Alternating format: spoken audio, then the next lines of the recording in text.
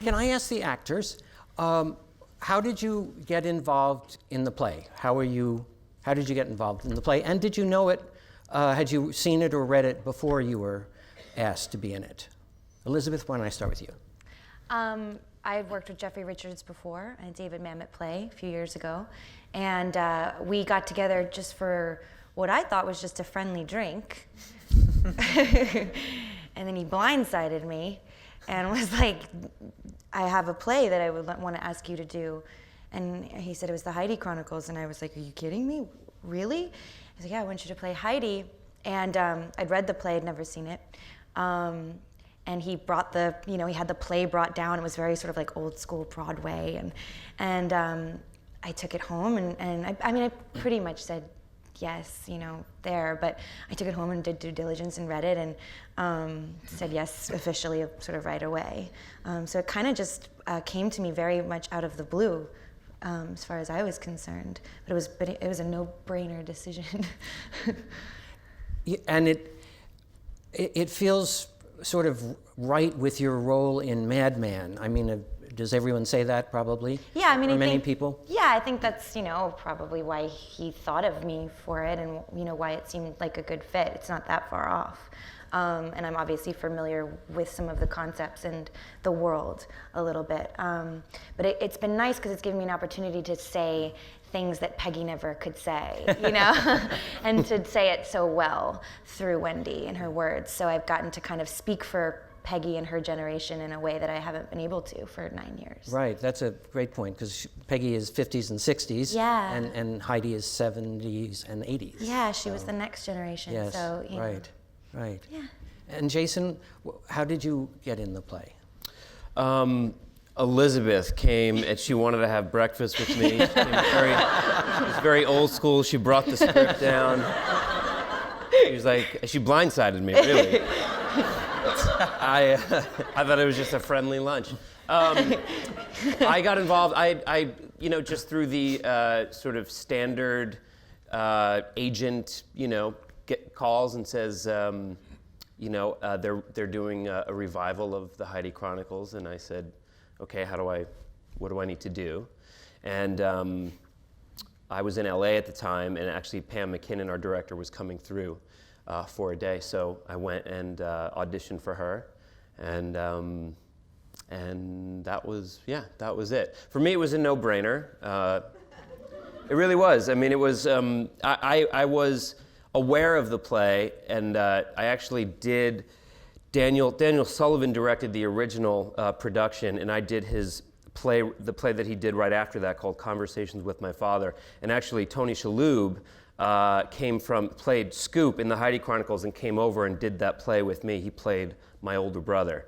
So kind of a small world connection. And we did it down the street on 45th Street. And so I was peripherally aware of the play and had heard about it, knew about it, didn't read it until a few years later, I think in high school. And so I knew of it, and I knew how special it was. So when the call came and for the audition, it was like, sure, yeah, what do I need to do, So that's it. And yeah, similar for me. I got a call, a no-brainer answer was yes, but I think what attracted me most to the project was the fact of the people, obviously, that were involved. I knew these two were doing it, but also just the fact there was an opportunity to be part of something that feels rare on Broadway, to have a female director, a female lead, and a female playwright, and that felt like, wow, that's something special. I want to be a part of that. And then in so doing, I also realized that, well, it's also just a really good actor, a really good director, and a really good playwright. It's been one of the best decisions I feel like I've ever made. And for me, I also, it's sort of small world connections. The first part I ever played out of school was in one of Mr. Durang's plays, a small part in a play called Beyond Therapy, and I played the waiter. I always tell people I always knew I was going to be a waiter right out of school, and I was right.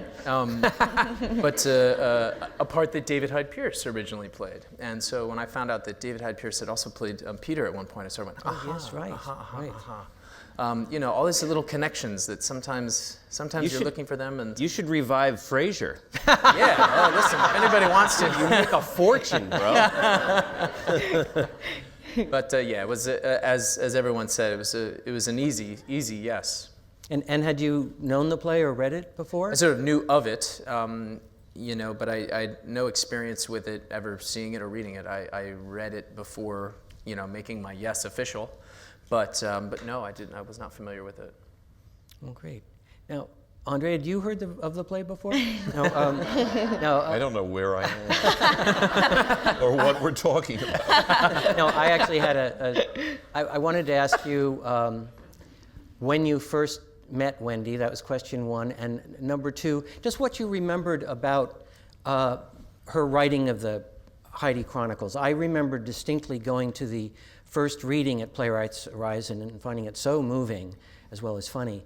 But I don't think Wendy had told me too much about it, and I wondered if she had been telling you about it in advance, or were you also just seeing it at the reading? She didn't really say much about it. We had commissioned the play, I think around 1986, because we had done a production of an earlier play of hers called Isn't It Romantic? And I think we commissioned a lot of writers, including you, all at once. It seems to me that's what I remember. And she really was not forthcoming about what the play was at all. And she wrote it mostly, oddly, in England. She was living in a place called the Nell Gwynn House, which, if those of you, probably very few of you know who Nell Gwynn was. Nell Gwynn had been a mistress of many kings and was kind of loose. And she was the opposite of Wendy Wasserstein. And I read it in scenes. Because I don't know whether she wrote it in scenes or chose to give it to me in scenes, but because each scene is a little bit like a short story or one-act play, I read the first scene, and then a few weeks later I read the second scene, and that's how I read it. Not in any normal way that one normally reads plays. And when did you first meet? In 1840. I think it was around 1975, perhaps, or 76. She had been associated with the theater that I was working at called Playwrights Horizons, and before she went to Yale Drama School, she had written several plays, one with Chris, one called, the one with you was called When Dinah Shore Ruled the Earth, and the other one was called, ironically, Any Woman Can't. And then she went to Yale, and then she came back to New York and wrote Uncommon Women and Others, and Playwrights Horizons in those days was a very small and scrappy theater, and we decided to reopen this former Sex Institute of America porn house on West 42nd Street with a festival of new American plays. So one of the new American plays was her first musical, which was called Montpelier Pizzazz. It was about cheerleaders. So I got to know her then, and in those days, Playwrights Horizons didn't charge money, so we, the staff of 3, used to stand by the door with big paper bags holding bags for donations. And when we did Montpelier Pizzazz, Wendy's father, Morris Wasserstein, who was very distinguished, dropped this check for $100 in my bag. And I said, "Oh, how lovely," or something. And he said, "I feel so sorry for you." So that's how I met Wendy.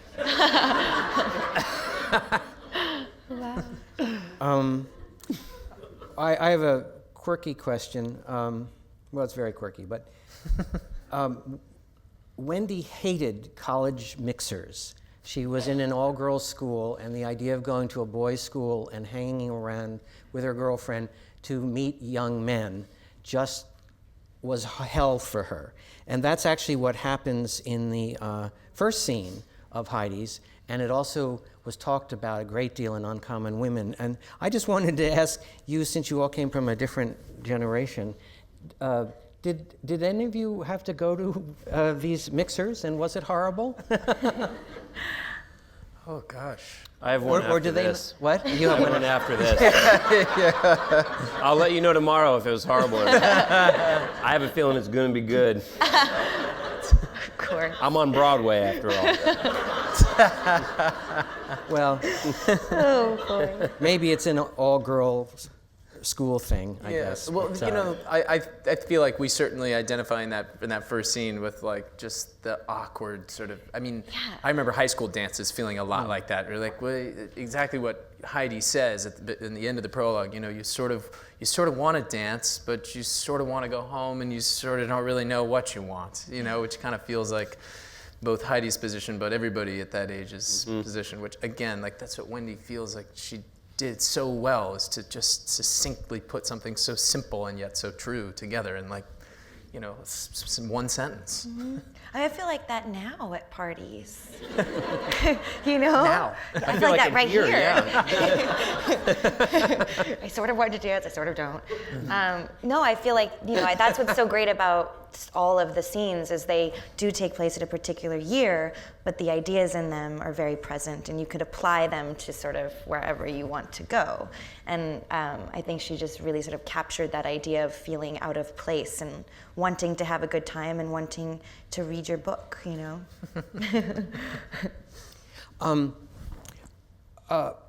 the play, Heidi has a friendship with Peter, who's gay, which she didn't realize initially, and she has an on-again, off-again relationship with Scoop, who doesn't commit much but is wildly self-confident and seems to excel in the world. And indeed, Wendy's mother, Lola, would very much have approved of that part of him. The three actors, again, what is it like to play, oh, this is such a weird general question, but what is it like playing, I'll say to you, with the two men and the two different personalities that they have, and men pipe up too?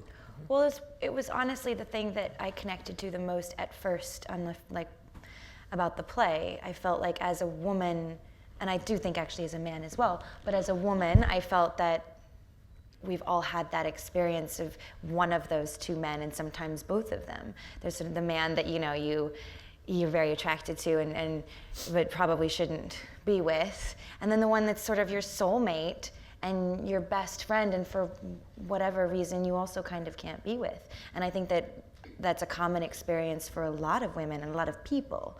So I really connected to that idea. That was the thing I loved about the play from the beginning, was Heidi, Peter, and Scoop. I just thought that it was so beautifully drawn out, those relationships, you know.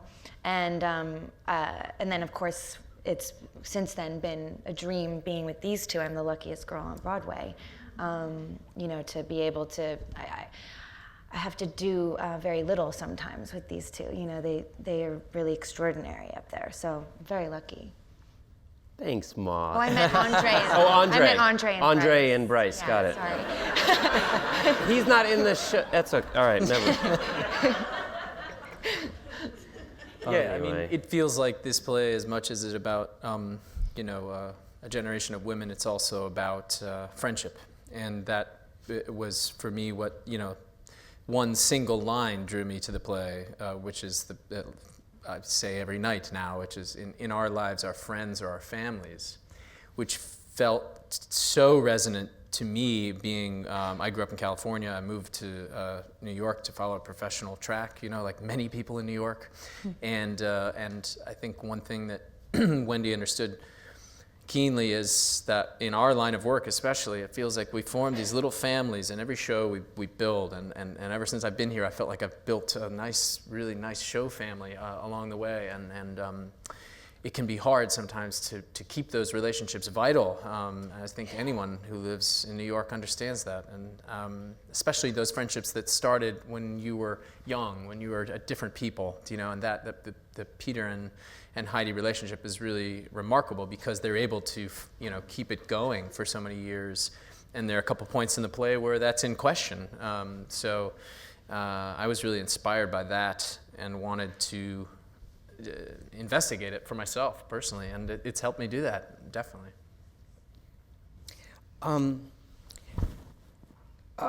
This may be more about me than you, but one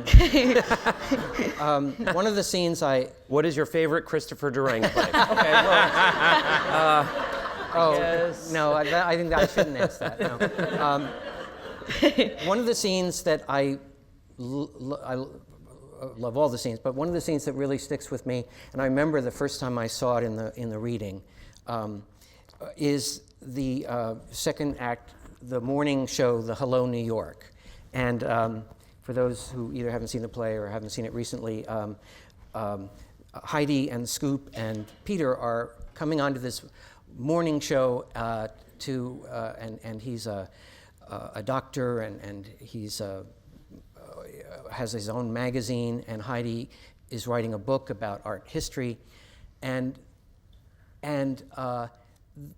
it's to me it's the woman who's running the program is very, very glib and wants, pithy answers and everything. And Scoop is wonderful at it. He just knows how to do it. Peter's been told not to be afraid to sort of indicate a slight thing about his sexuality, so he actually becomes kind of the mascot, and makes a lot of jokes. And poor Heidi feels the fakeness of it all, as well as she doesn't say much. And they often interrupt her. And I don't know, I just remember when I saw it, and I felt it again when I saw it opening night, was that there was something I found even though it's funny, I found it very sad. And I wondered I would bet your character finds it sad, but what do you two feel as well? Well, and Elisabeth, we can start with you, actually. Yeah, I was going to say, I'm not going to interrupt her. Let her talk first. That would be amazing, by the way. But then see what the guys say. Yes, I do. Well, I think that... yeah, set him up. I set him up. You had to know I was setting him up for that. I mean, I really set you up. That was good. And that's exactly what it's like in the scene. That was good. I do think it's a sort of sad experience for her, and it's a really delicate scene that we worked on probably more than any other scene in the play, in the room and on stage, and it changed a lot and went back and forth, and our brilliant director Pam was able to guide us kind of straight down the middle. You have to walk this fine line, because it's very easy for that scene to be hilariously funny, and just the audience eats it up and they love it, and you just get that, those huge laughs, and we got those for a little while, for a few performances, and then she was sort of smart enough to bring us kind of back in the other direction and bring out the sadness, as you say, and make sure that we weren't doing a different play all of a sudden. And I think that, for Heidi, it was important for me to not have it be that she wasn't willing to say anything, or she didn't have anything to say, but that they are cutting her off and they are not allowing her. And she's not really good at it either. Right. Necessarily, but she doesn't really stand up for herself, but it's also not what she does. Like, it's not who she is. Right. But I wanted her to seem strong and not too much of a victim, but it is sad. I think a lot of the play is. I mean, I think it's. I think a lot of scenes are. We found the humor in them, but Pam was very keen on making sure that we hit, what the sort of the underlying purpose of the scene was for Heidi, especially. And bringing out those, because the jokes are there. I mean, Wendy wrote these. Pam compared her and this play in particular to, it's got like the Neil Simon-esque, types of quips and humor, and then it's Chekhovian as well. It's like she writes these two worlds, and it's a kind of a great comparison. But the Neil Simon stuff is there. She wrote it. It's great. Just got to kind of get out of its way. And then the other stuff that's really poignant, that's the stuff that I think Pam really tried to, we need a little bit more sort of steering. And because that, it could be just a little trickier, and it's tougher to hit that tone, I think. So I think a lot of the scenes were like that. André, you're looking at me like that's crazy. Okay. You're absolutely right. Okay, good. What are you talking about? Did we read the same play, Jason? Did you do anything? Yeah, I mean, we certainly worked on the scene a lot in rehearsal, and I have to say that on our first preview, that was the hardest. My heart was pounding, was going into that scene, because I really didn't know. Until you do it with an audience, you just don't know. Yeah. And the audience really will teach you so much, and I knew we were going to learn so much that night, and I was grateful that our first pass was funny, but I too felt, as Pam sort of helped us realize, that the scene in the grander, as Jason put it, sort of the grander arc, Heidi's arc, is very important, that we see the two men in her life contributing to the sort of place she's going to get to in the Plaza speech. And it's kind of like the scene that allows the Plaza speech to have so much weight. It's the one time there's nobody there to interrupt her. You know, it's the first time in the play there's nobody can interrupt her. And so we talked about how to help get her there. And then, you know, as a performer, I think Elisabeth's right. It's easy to want to perform. And I think we found ourselves really enjoying the fun and the playfulness of the scene, and every good director knows just the right time to say, okay, let's pull on the reins a little bit there, and I know that was perfectly timed on Pam's part. Yep. So it's perfect now. The scene is now perfect. You can see it now in its perfection on Broadway. Tuesday at 7:30. Yeah. I have a question that I'm not sure I know the answer to, but what do you all think Wendy would feel about the status of women today, and how far they have come and or not come? I mean, you knew her better than we did. I guess I'll take it. So, I don't think you know. no, I don't. I have no idea. I don't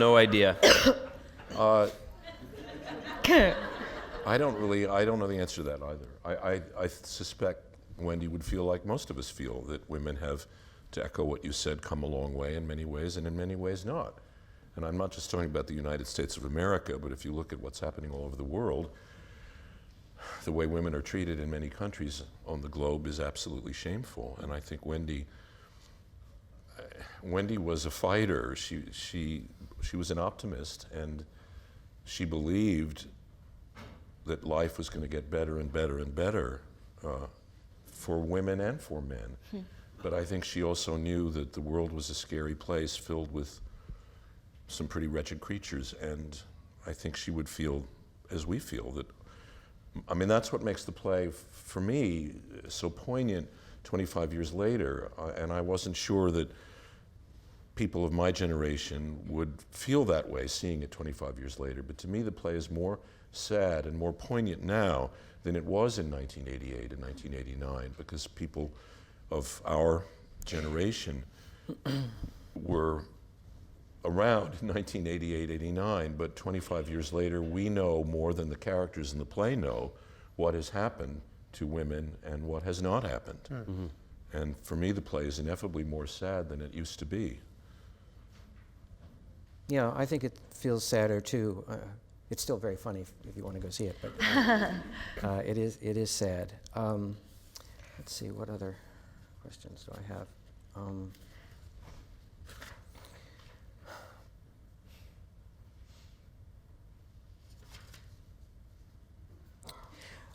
There's one of the lines that I particularly love. It's in the scene where Heidi meets Scoop. Is after you've been around him for a long time, and he's so self-confident and full of what a great person he is, and he's aware of his being smart, that your line is something like, I was wondering to myself. Can you say it actually to the? I was wondering what mothers teach their sons that they never bother to tell their daughters. And I remember when I first heard of that reading, it's such a strong thought, and I very much know what Wendy meant, and because I'm an only child, so I didn't experience, what the daughter and the son thing would be, but I certainly could observe it. And so What do you all think that sentence means, or does everybody just know? I mean, to me, it's one of my favorite lines too. And it's also it's what Wendy does. She writes this one line that no one has ever said before, you know, like no one's ever put it that way before. And, you know, the play is full of them, where just this one little moment and you're like, yes, exactly, that makes so much sense to me. And no one has ever said it before, and no one has ever said it since, you know. To me, it's what is the question, I suppose, is what is the difference between men and women? Why are you okay here, even though you seem to be alone, and you seem to not really have a good reason to be here, but you seem to be totally happy with it and totally fine. And why am I not? What does that mean? Is it because I'm a woman, or is it because I'm me? And what is the difference, you know? And I think that's what it means to me. And I think that mothers do seem to teach their sons something else that they don't tell us. You know? Ask my mom. I also think knowing Wendy well and hearing stories of her growing up, that what she was also dealing with was that in many families and in many Jewish families, the sons are made it very clear, you are to succeed, you are to make money, we think you're just wonderful. Right, and perfect. the daughters are told, you're wonderful, but you're overweight. And you know, it was famous that when Wendy won the Pulitzer, her mother said to her, well, I wish you had gotten married instead. Right. I mean, isn't that correct, that more or less what was said? Because Wendy, of course, made that, put things like that in her plays where it was more funny, like her parents also would call up and sing sunrise, sunset, sunrise, sunset, which is kind of funny. So she put that into Isn't It Romantic? But when that line was said, I sort of thought, I know where she's coming from. Yeah, absolutely. She puts so much of herself in her work, you know, but spins it in a way that is entertaining for the audience and also makes them think, you know.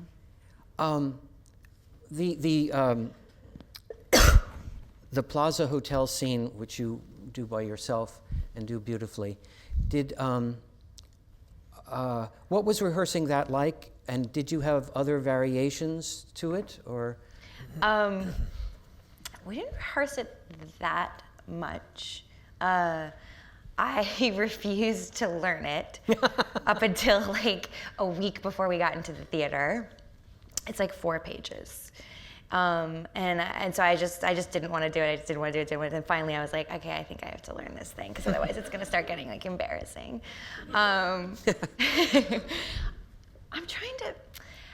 We would spend an hour on it occasionally.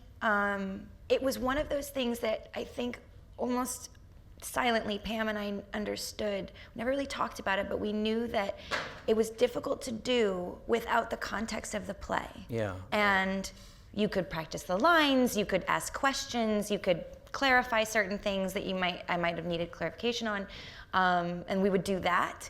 But as far as the emotion of it, which is difficult to fake because it's just you on stage by yourself and everyone's staring at you.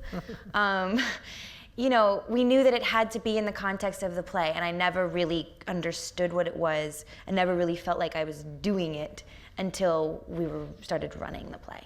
And then it fit perfectly, and then I was able to do what I needed to do. And now it's one of my favorite scenes, and I feel privileged to be able to do that. It's incredible writing.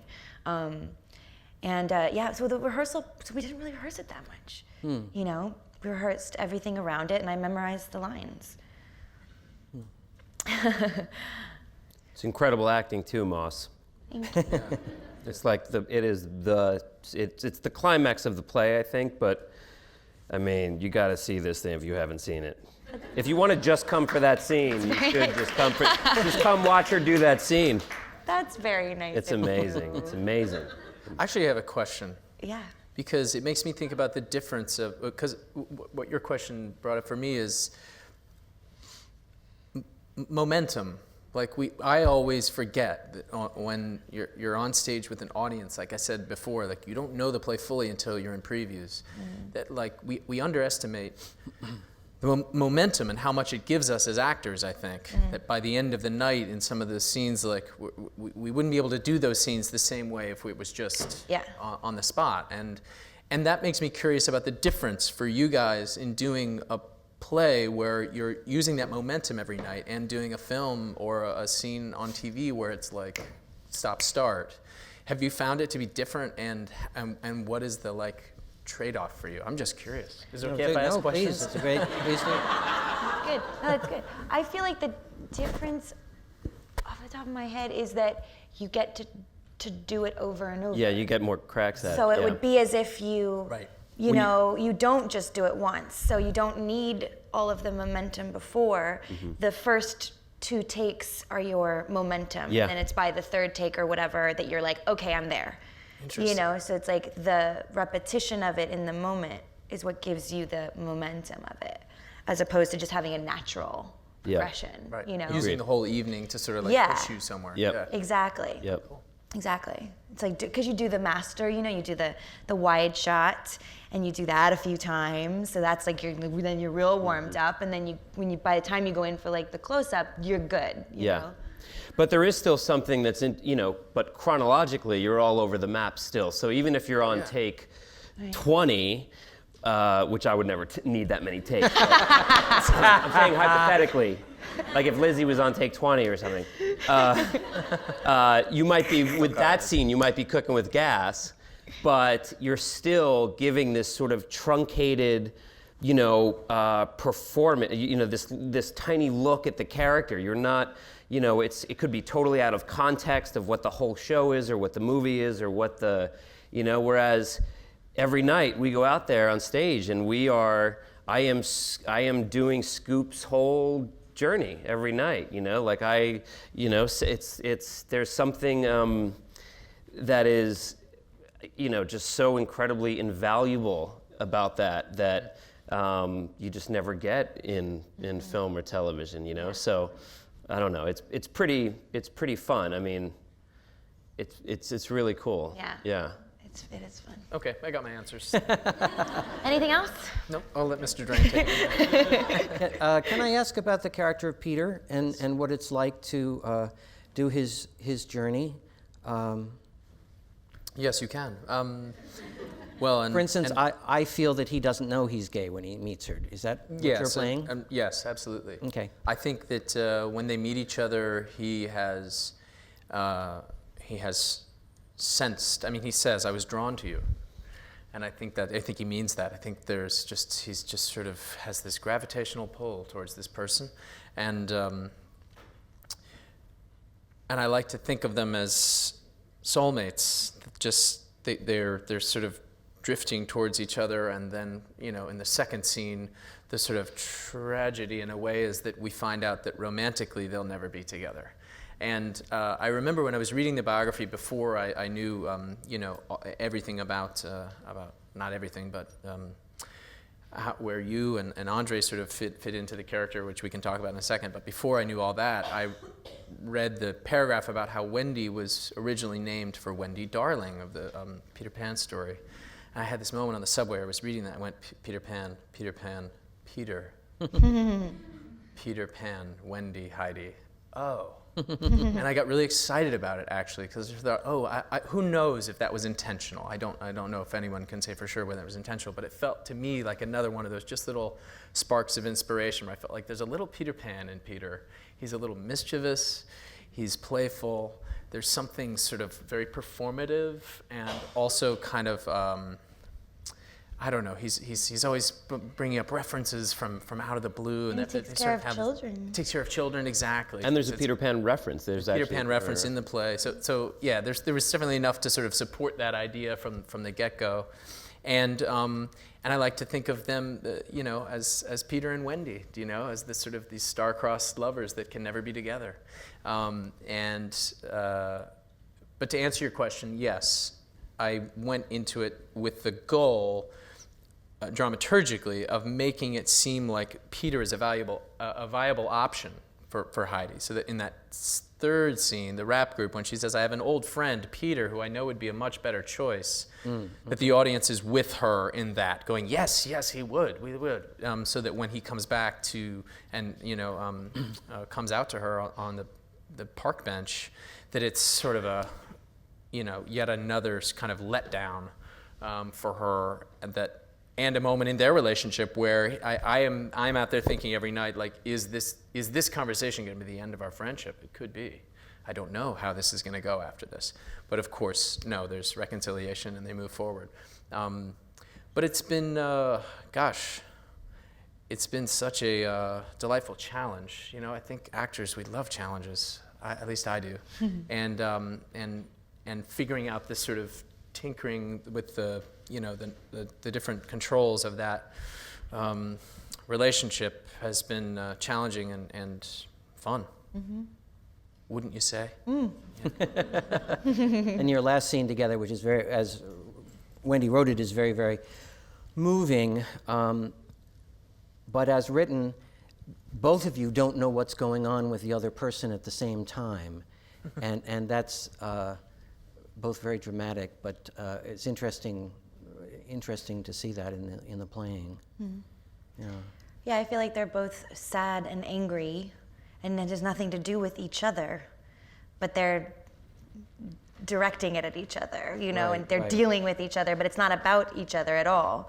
They just haven't seen each other in a while, they haven't connected in a while, and they sort of, she comes to him, which is very telling. Yes. And he comes to her in a way by telling her what he's going through. And we, throughout the rehearsal process, we kept finding all these little, I call them echoes, or little things that Wendy put in the play that you start to just realize show up, cross-reference each other. Of course, the scene on the park bench, Peter is sort of interrupting Heidi at work in her protest, is sort of budging in and saying, no, our friendship, our friendship, our friendship. And so in the end, she is barging in the hospital and sort of saying, I'm leaving, I'm leaving, I'm leaving. Mm-hmm. And another thing I just remembered from rehearsal is when we talked about how Heidi realizes halfway through the scene that, it's not her scene anymore. Right. She was expecting to have, she wanted to come in and have this big goodbye scene and, I'm leaving tomorrow, dramatic, drop the boxes of goods and, say goodbye, it's Christmas Eve. And yet, halfway through, she realizes, oh no, this isn't my scene. Yeah. This is a scene where he's going through something and he's just revealed it to me. Mm-hmm. So I think the best playwrights do that. Mm-hmm. They really put their characters in positions that, they have no idea what's coming at them. Yeah.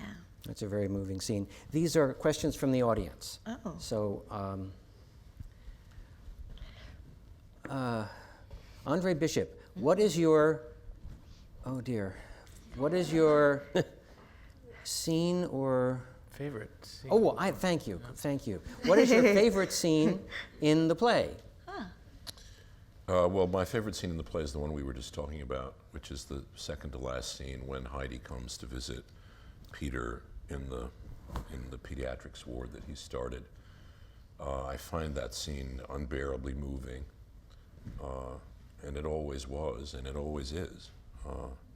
There's something about old friends whose lives have perhaps gone in separate directions, but coming back and finding the communality, that's a horrible word, but it's the only one I can think of, later on in life. I think way beyond just the givens of the scene. Most of us at a certain point have had arguments and fights and gone away from certain friends and come back to them, and well, I have anyway, and I love that scene. I love all the scenes, but that's my favorite. If you could rewrite the play, what would you do? Oh, this is for the actors. Oh.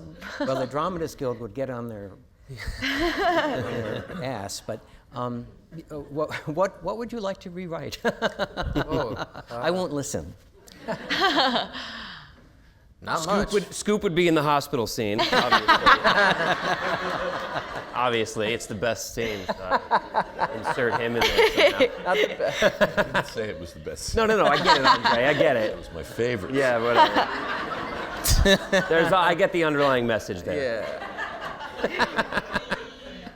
Yeah. I wouldn't change it. I wouldn't I'd change a thing. I write a moment for me to use the bathroom maybe in the second act. Just a minute. Mini intermission. Just 60 seconds would be great. That's it. By the way, Jason, just because you were talking about the thing, I have a stray question. Your character in Act 2 in particular says, "Oh, I'm so unhappy," when he's alone with Heidi. Mm-hmm. And I both believe him, but on the other hand, he seems so happy with himself that, is he really unhappy? When you play him, what do you think? That's a great question. I play it like I believe Scoop has sort of knows exactly the path that he needs to take. He's sort of written out his life. He knows exactly what has to happen and when, and he will conform to every sort of situation in order to sort of check the things off of his list on the journey.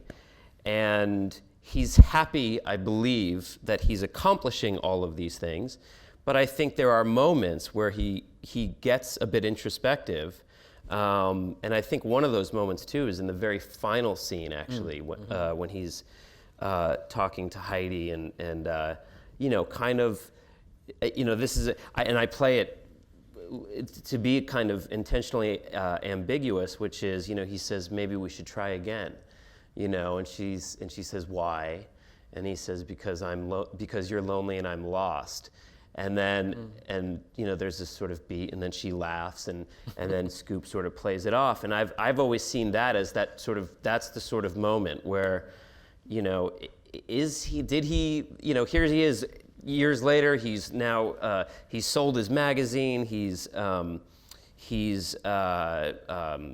to run for Congress, he's still checking the boxes, and yet he's throwing this thing out there, almost like he wants to hear how it sounds coming off of his own lips, like, do I want that too? No, I'm running for Congress, so that's what I've got, So, truthfully, I don't know that there's an answer to that question. I play it to be kind of ambiguous, that he's, I think he's at least, he wonders himself, just how right these choices are. He has these moments, but he will always defend. He needs to it needs to appear to the world that he is making the right choice and that he is confident in it. So he would never sort of let other people see it, except maybe Heidi. Right. This is for Bryce. Will you return to Gentleman's Guide? Aha. If the fates allow me to, I will. I knew that taking this play was what I wanted to do next, and I knew that in so doing I was leaving behind a project that I was very proud of, put a lot of time and energy into, and but having left, I know that it was a godsend that something else came along, because I realized I was exhausted.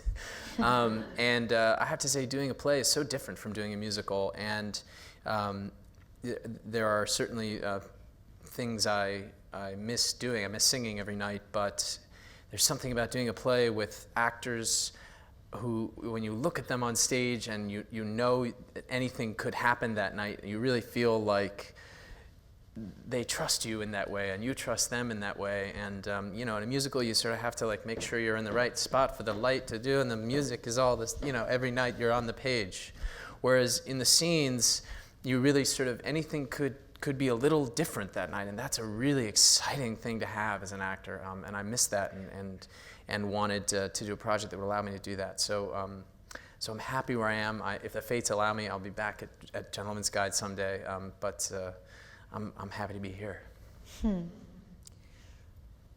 This is for Elisabeth. What era do you feel most connected to? 50s, present day, or some other time? Future? The future. The year 3010. There's a line in the play, actually, that Susan says in the rap group scene, when she says, "I'm so happy to be living at this time." and we had a big discussion in the rehearsal room about it with Pam, because there's like, I think everyone always feels like wherever they are is the best time, like we have it the best now. I could not say anything else but present day as a woman. I mean, because the fashions in certain eras were fantastic, but the sexism not so much. So, I'm very lucky to be a woman at this time. So I have to say present day, yeah.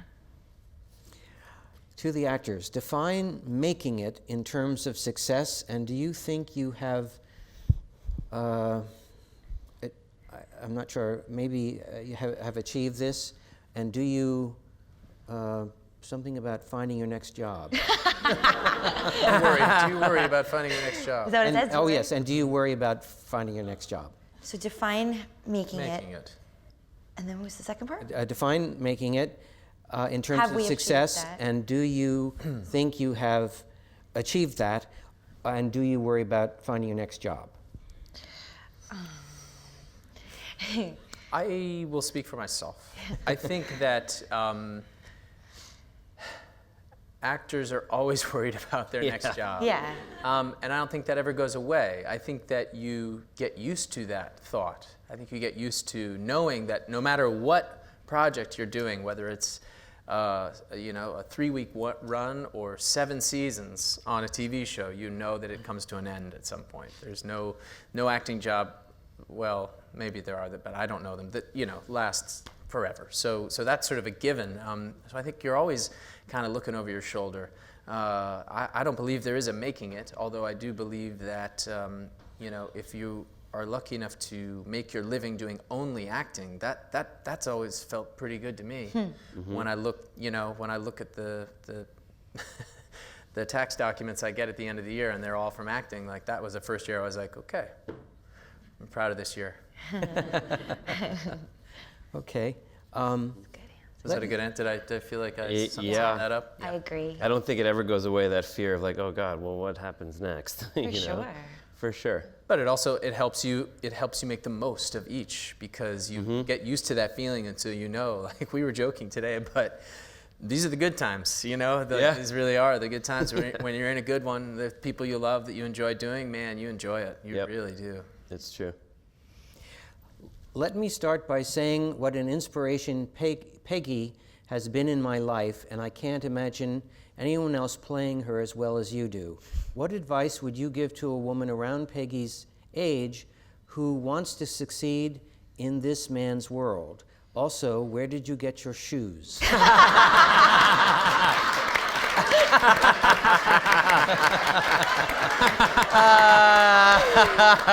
I feel like that's like in a Wendy Wasserstein play. Yeah, exactly. We're in a play right now. Yes. A super feminist question. Also, where did you get your shoes? Okay. Advice for someone Peggy's age. Now? Do the shoes first, because I'm actually really curious too. I asked her backstage, I was like, who are those shoes? Who are you wearing? Kurt Geiger. Oh, man. Kurt Geiger. Is it in present day or in the 60s? Who asked that question? Is it present day or the 60s? What did you mean? Like present day. Don't lose your sense of humor. You'll need that.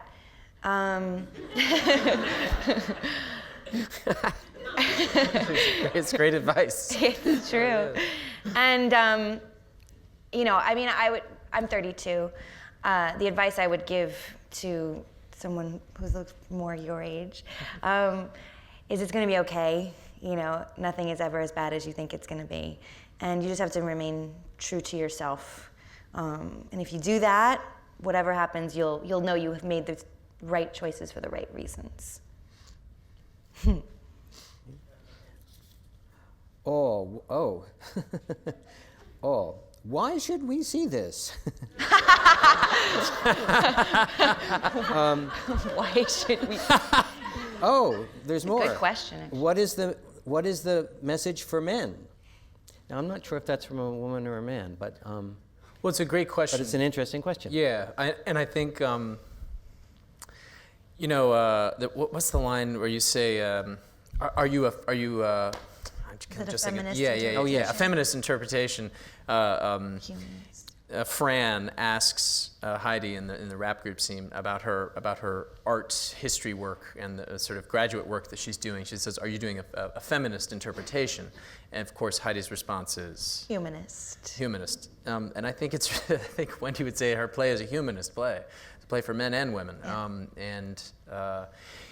You know, this question has come up a lot in our sort of talking about the play, and one thing it's made me think of is nobody goes to Death of a Salesman and says, like, well, it's a play about a generation of men who, you know, were sold a version of the American dream that they found out was not sustainable, but why should women see it? You know,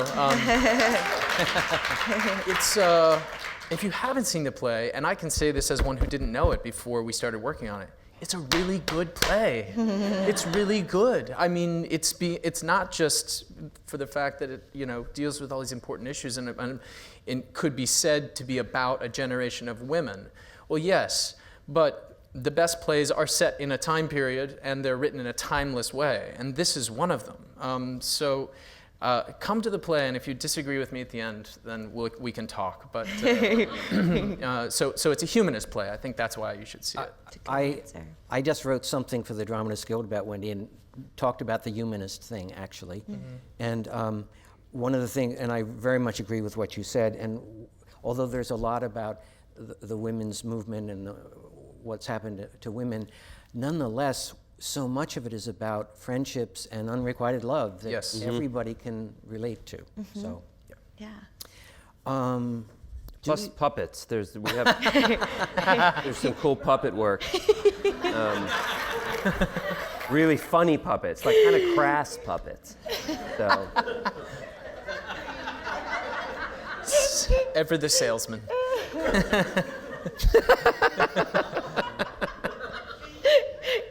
not in the whole show, but here's a question that relates to things in the play. Do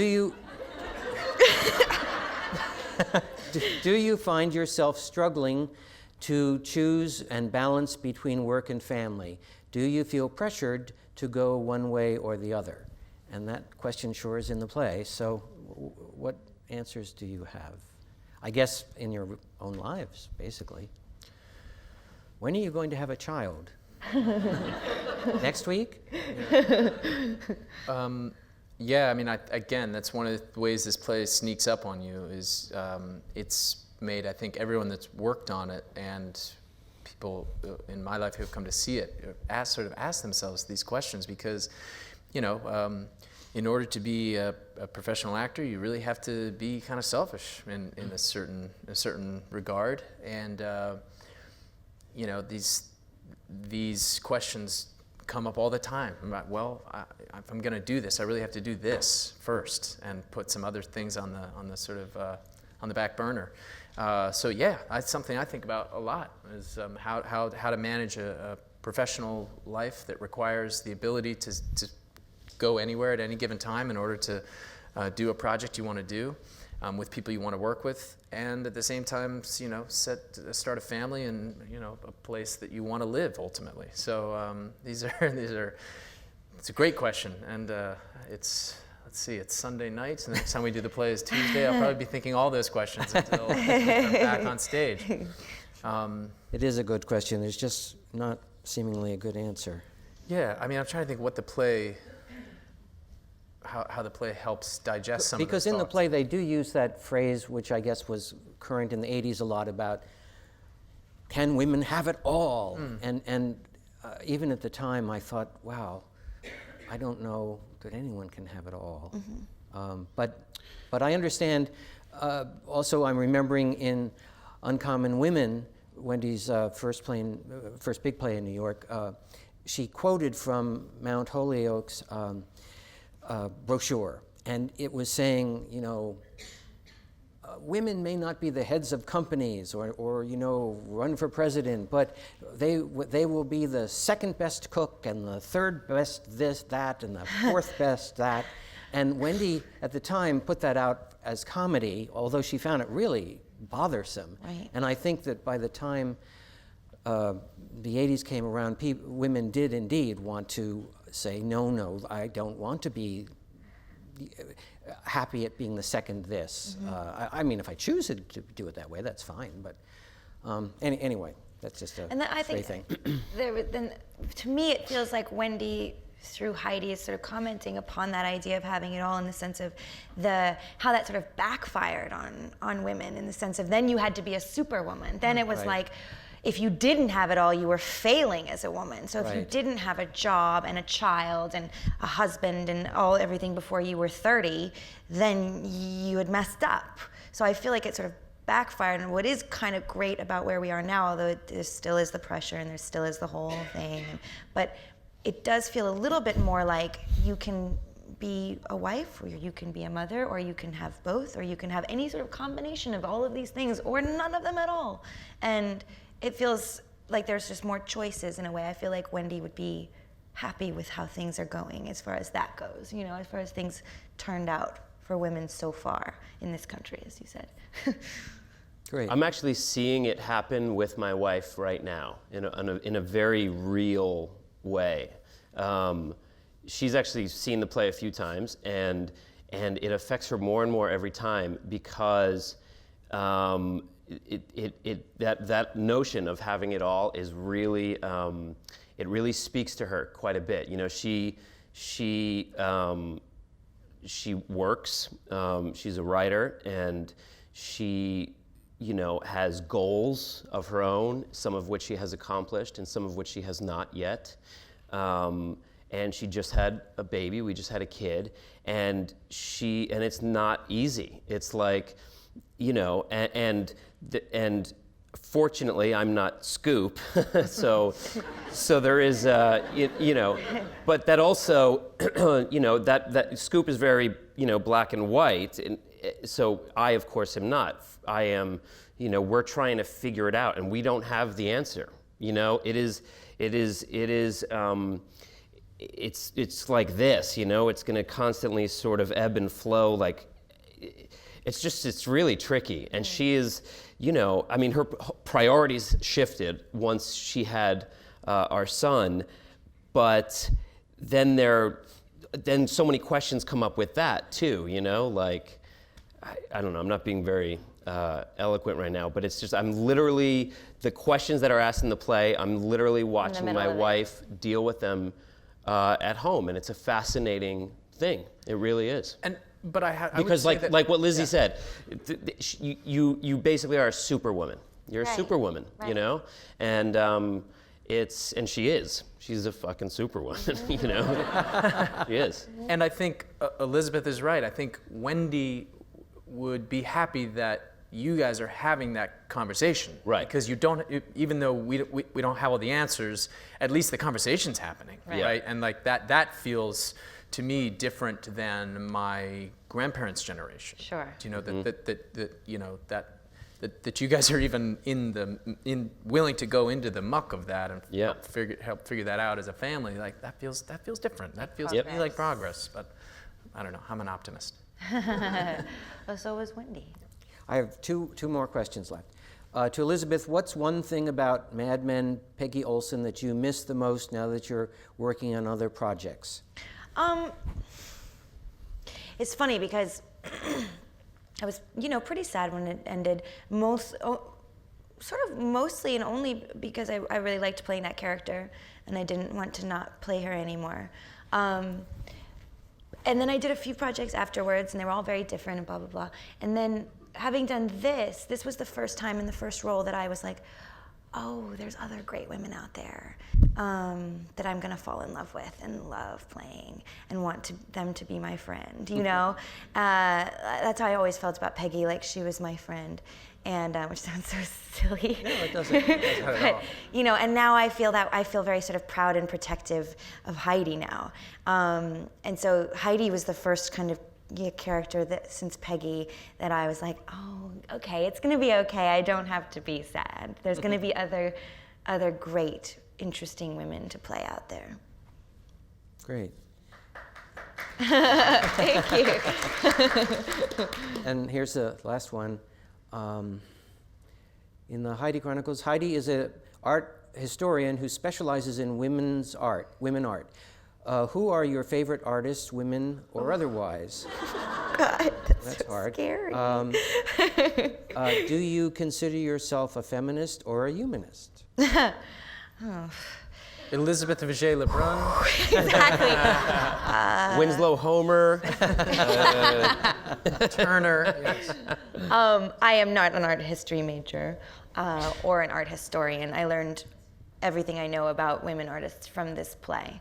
I can tell you, my favorite painting in the play is Lila Cabot Perry's Lady in Evening Dress, which is in the second act. And so I suppose she would be sort of my current favorite. But yeah, I'm not, I don't know that much about it. What was the second one? Humanist or feminist? Oh, am I a humanist or feminist? I think they're, one and the same in a way. I would say I'm certainly proud to call myself a feminist and don't feel any need to call myself a humanist. But I think that they're both people who believe in equal rights for men and women. So I suppose I'm both. Right? Yeah, I'm taking that answer from now on. Okay, yeah, that's good, right? That's good. Okay. Nailed it. Basket Moss. Well, I think we've come to the end. Chris, I just want to say one Oh, thing. yes, please. There's someone in the audience, I was waiting till the end of this to say he's here because I ran into him outside before we had to come backstage, and that's the great, great actor Peter Friedman, who was the original Scoop in the original production. Oh my God. I don't know where you are,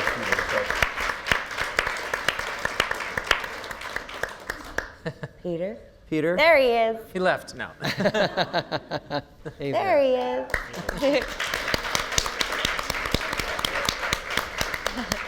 Well, thank you all for coming, and thank you for all coming. Cool.